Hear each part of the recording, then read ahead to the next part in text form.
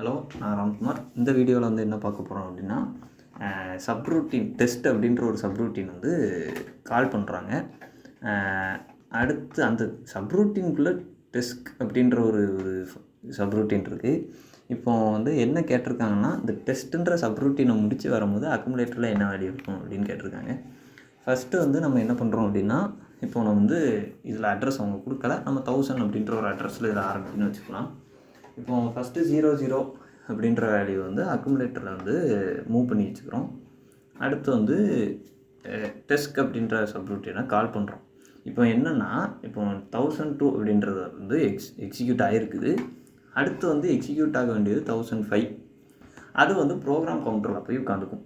அடுத்து வந்து இந்த சப்ரூட்டீன் வந்து இப்போ எக்ஸிக்யூட் ஆகுது. அப்போ இன்க்ரிமெண்ட் ஏ ஆகுது. அப்போ அக்குமுலேட்டர் வந்து 01 ஆகுது. அடுத்து ரிட்டன் ஆகும்.